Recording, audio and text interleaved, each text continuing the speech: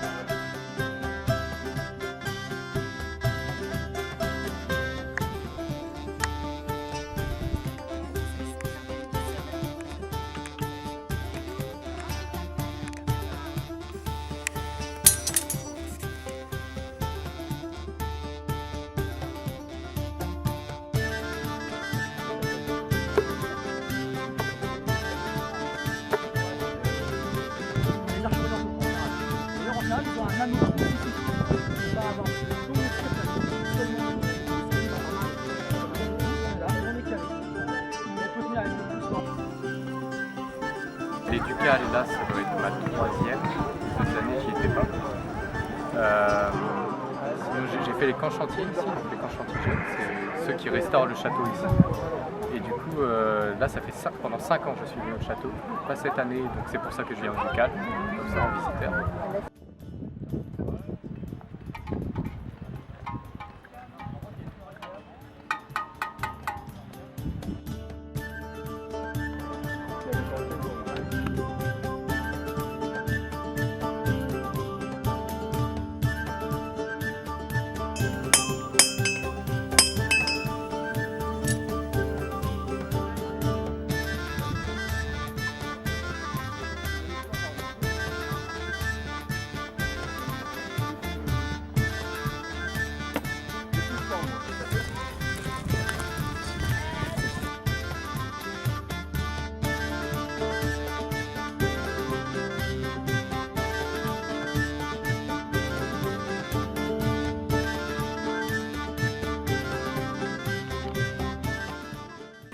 C'est important en termes de promotion du club, du château, du site de Guise, puisque les troupes qui sont ici font de la reconstitution, je dirais grandeur réelle, et ça permet de montrer comment on vivait à cette époque, comment les artisans travaillaient, et donc pour le club c'est un moment, comme je disais, vraiment important.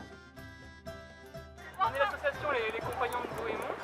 C'est la première fois qu'on participe au Ducal. On est vraiment très heureux. On propose différents ateliers artisanaux.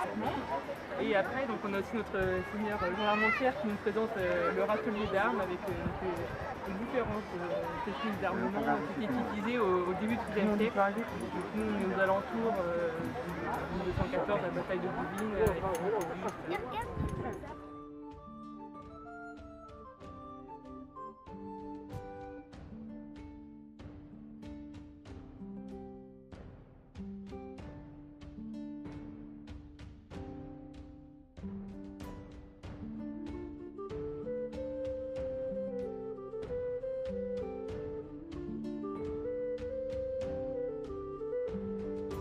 On est une association de loi de 1901, de reconstitution et d'histoire vivante. Effectivement, ça fait déjà bientôt 7-8 ans que la compagnie vient au ducal de Guise. La reconstitution historique date de quelques années en France. Elle a pris d'abord un premier pas en Angleterre et elle est apparue après en France. Voilà, depuis une bonne 15-20 ans. Et la reconstitution historique, elle se base sur une période bien précise et elle se base aussi que sur du document et une période très courte. Ça peut être 10 ou 30 ans grand maximum, où là on travaille soit sur la vie civile, soit sur la vie militaire. Ici, dans le cadre de la Compagnie de France, on travaille sur des compagnies d'ordonnance créées sous Charles VII au milieu du XVe siècle. Voilà, on a 1440-1475 grand maximum, et à partir de cette période, on travaille sur des documents, d'iconographie, et tout ce qui est présenté, que ce soit les tentes, les habits ou l'équipement militaire, est travaillé à partir de pièces de musée ou de documents.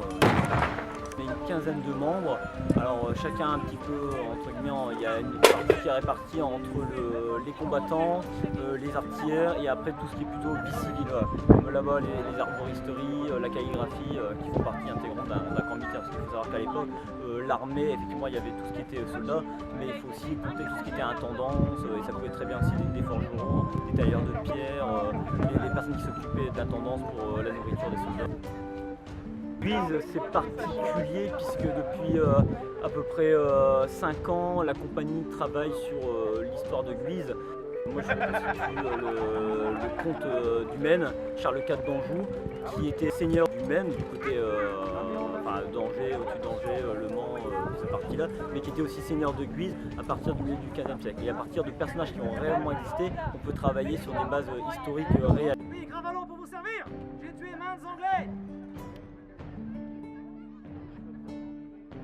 Là, il va m'attacher les protèges cuisses, on va dire les cuissardes. Cette partie-là, donc, vient se mettre. Donc, une partie, moi, je la fixe sur les épaules, mais généralement, je se met au niveau de la ceinture. Donc là, ces parties-là sont tenues sur la partie gambison et tissu. On ne s'est pas vissé avec des boulons, hein, du tout, il n'y a pas de boulons. C'est tenu par du cuir, par des lacets de cuir. Voilà, ça tient sur mon vêtement. Simplement, je suis très articulé, je peux le dire. Tourner mes poignets, il n'y a aucun problème. Si je veux viser ses tibias, là c'est vrai, je ne crains rien. Là c'est pour les genouillères. La cuirasse. Magnifique. Oh,